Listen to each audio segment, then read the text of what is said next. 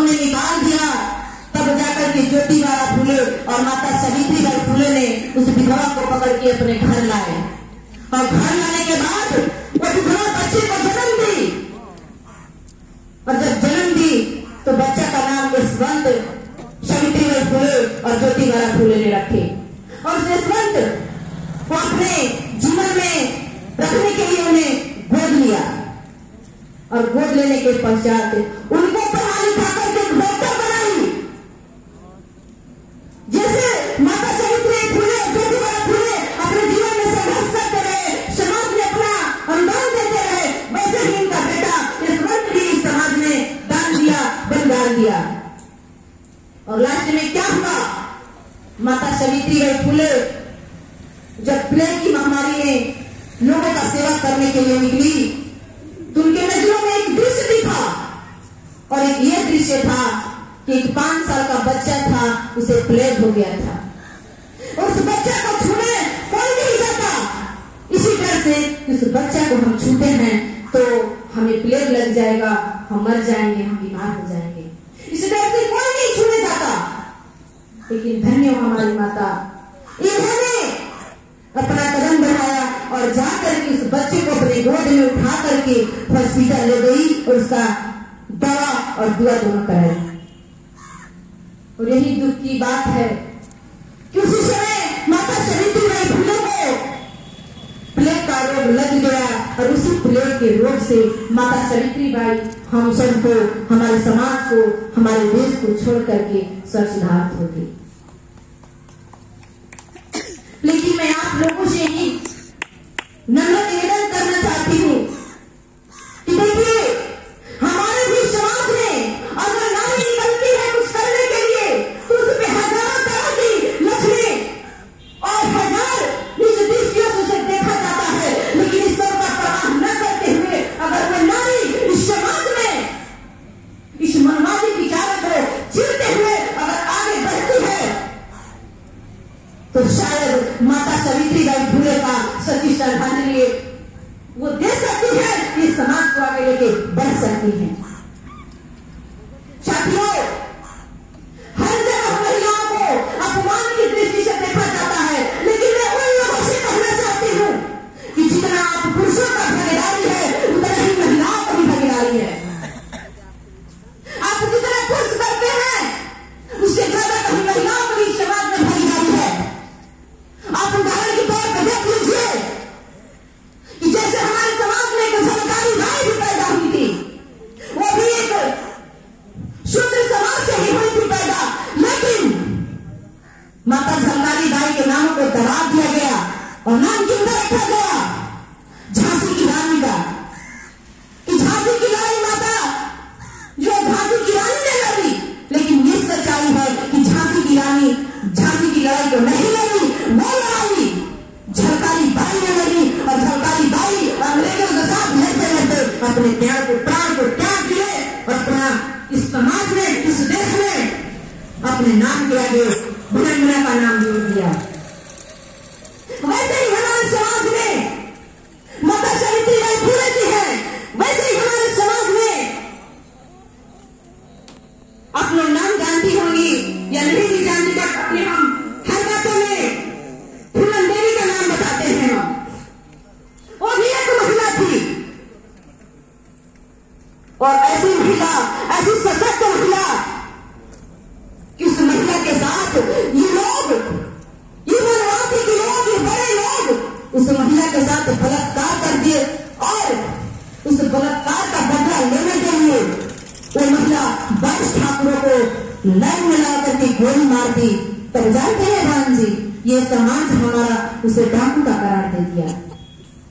हर बार महिलाओं के साथ अपमानजनक शब्द को जोड़ दिया जाता है और उसी समाज में अगर कहते हैं कि दुर्गा हमारी माता है, वो भी कहते हैं आप लोग अपने इज्जत को बचाने के लिए महिषासुर को मार दी, तो वैसे स्त्री को हम सब माता कहते हैं और वही हमारे समाज में अपनी इज्जत को बचाने के लिए जब फूलन देवी 22 ठाकुरों को गोली मारती है तो उसे डाकू का करार कर दिया जाता है।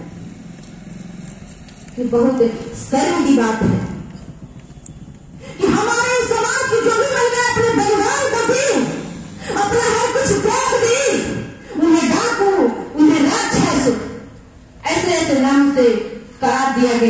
और जो ऊंचे पैदान के लोग थे उस महिला को देवी देवताओं को रूप में नाम देकर के हम ही सबसे पूजवाया करा करते हैं आज के लोग।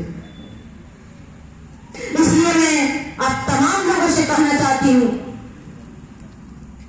कि देखिए, नारी भी कम नहीं है। और मैं अपने नारी समाज को कहना चाहती हूँ, ये मेरी बहनों, ये मेरी माताओं, आप लोग अपना बनकर नहीं किए। अगर जब तक आप लोग अपना बनिएगा तब तक ये समाज हमें दबाता रहेगा, हमें कुचलता रहेगा। अगर हमें शान से जीना है तो हमें सबका बनकर के जीना होगा, अपना बनकर के नहीं। तब जाकर के हमारा मान सम्मान, हमारा अधिकार सही तरीके से मिलेगा। साथियों, मैं थोड़ी सी चर्चा इसलिए करना चाहती हूँ क्योंकि आज हमारे समाज, हमारे देश में हर जगह नारियों के साथ, बहनों के साथ बलात्कार कर दिया जा रहा है, उन्हें मारकर फेंक दिया जा रहा है, उन्हें दहेज के लिए मार दिया जा रहा है, उन्हें प्रताड़ित कर दिया जा रहा है। और ये हमारे लोग ये समझते आ रहे हैं कि किसी और बहन के साथ, किसी की और बेटी के साथ बलात्कार हुआ है, मेरी तो बेटी नहीं, मेरी तो बहन नहीं, ये समाज यही सोचता है। लेकिन ये सोचिए कि आज उन बेटियों के साथ ऐसा हो रहा है, कल हमारी भी बेटियों के साथ ऐसा हो सकता है, और यही रवैया रहेगा तो होना निश्चित है। इसलिए हम सबको सुधर जाना चाहिए, हम सबको अपने अधिकार को समझ लेना चाहिए, हमें जग जाना चाहिए। और जग करके खासकर अपनी महिला समाज से कहना चाहती हूँ कि आप लोग जगिए, आप लोग अपना ना बनिए। अगर आप लोग अपना बनिएगा, हरदम आपको दबाया जाएगा। और एक बात कहना चाहती हूँ कि देखिए, अगर एक महिला शिक्षित होती है तो एक परिवार को शिक्षित करती है। अगर एक परिवार शिक्षित होता है तो एक समाज को शिक्षित करता है, और एक जब समाज शिक्षित होता है तो पूरा देश शिक्षित होता है। इसलिए खासतौर पर मैं महिलाओं से कहना चाहती हूँ कि देखिए, अगर छोटा छोटा बच्चा जब जन्म लेता है, वो बड़ा होता है तो फर्स्ट अपने माता के पास ही रहता है, बाद में पिता के पास रहता है। लेकिन वो माता अगर बच्चे को सही परवरिश देती है तो हमारा बच्चा और हमारी बच्ची समाज में नाम रोशन करेगी। पर हम लोग क्या करते हैं, जब 10 वर्ष की बेटियां हो जाती है, जब 12 वर्ष की बेटियां हो जाती है, तो वैसे बेटी को पढ़ाई पर ध्यान न देते हुए उस बेटी के हाथों में चौकी और बर्तन पकड़ा देते हैं हम लोग, क्योंकि हमें सुख मिलेगा। लेकिन ये नहीं सोचते कि हम अपने को सुख पाने के लिए उस बेटी को दुखी भविष्य में ढकेल रहे हैं। अरे जैसे 10 साल खाना बना लिए, 5 साल और खाना बना लिए तो क्या हो जाएगा। लेकिन हमारी बेटी अगर पढ़ लेगी तो समझे बहन जी, जो नीचे से कुर्सी है और जो ऊपर तक की कुर्सी है, ये सारी कुर्सी अगर महिलाएं भर देती है तो मैं समझ सकती हूँ कि सावित्रीबाई फुले जी का सच्ची श्रद्धांजलि और उनका विचार भी है। इसलिए मैं सभी से आग्रह करना चाहती हूँ कि भले ही हम एक रोटी खाएंगे, भले ही हम पति पत्रा पढ़ेंगे, भले ही हम 12 घंटा 8 घंटा का बदले 2 घंटा सोएंगे, लेकिन अपनी बेटियों को जरूर पढ़ाएंगे, जरूर पढ़ाएंगे। और जानती है बहन जी, खासतौर पर मैं महिला समाज पर ही ज्यादा ध्यान देती हूँ कि देखिए कैसे हमारे गुरु जी ने बताए कि धन धर्म को अपनाइए। धन धर्म नहीं सब कुछ है, ये मनवादी के पखंडवाद के लोगों ने कुछ रखा नहीं है, क्योंकि पखंडवाद सिर्फ हमको गुलाम बनाता है और कुछ नहीं।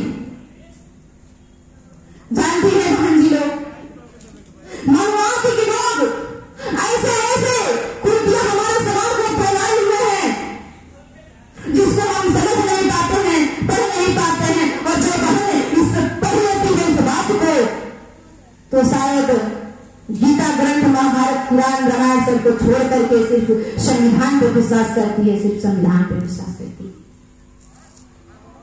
और देखिए, मैं सभी तमाम लोगों से कहना चाहती हूँ कि जब आप लोग जयंती मना रहे हैं, आपके जयंती का सही मकसद ये होगा कि बाबा साहेब जी के द्वारा दिए गए जो संविधान का रक्षा होगा, हम सब मिलकर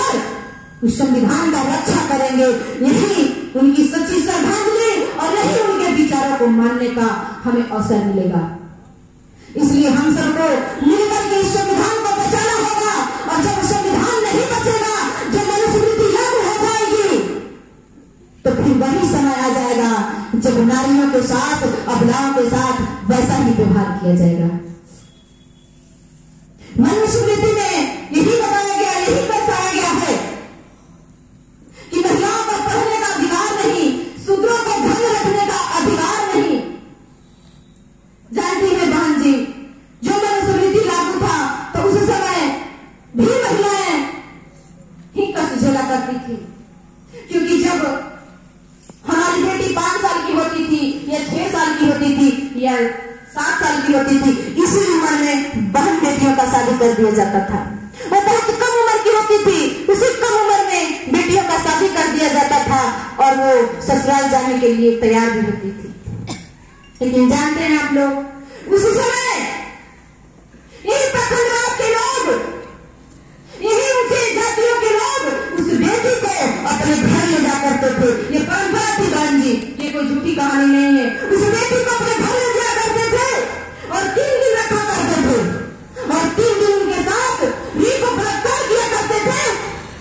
और जब उनका मन भर जाता था बहन जी, तब उस बेटी को फिर दुल्हन के रूप में उस लड़के के घर को विदा करते थे। ऐसे ऐसे हमारे समाज में महिलाओं के साथ नीच दृष्टि से देखा जाता था, ऐसे ऐसी घृणाओं की दृष्टि से देखा जाता था। उन्हें ऐसी दिक्कतों को झेलना पड़ता था। हमारी महिला समाज कुछ समझ सकती है कि 8 बरस और 5 बरस की बेटियां की उम्र क्या होती है बहन जी, लेकिन उस समय में भी हमारी बेटी ऐसी ऐसी कठिनाइयों से गुजरती थी। और आज भी शायद वही परंपरा थोड़ा थोड़ा लागू है। लेकिन धन्य हमारे बाबा साहब, धन्य माता रमाबाई, जिनके चलते हमारे समाज में और संविधान के तहत महिलाओं का अधिकार मिला, पुरुषों के बराबर बैठने का, पुरुषों के बराबर चलने का अधिकार हमें प्राप्त हुआ। अगर बाबा साहब नहीं रहते तो शायद फिर हम वही मनुस्मृति में झेलते और अपनी वैसे ही दुर्दशा को रहने पर मजबूर होते।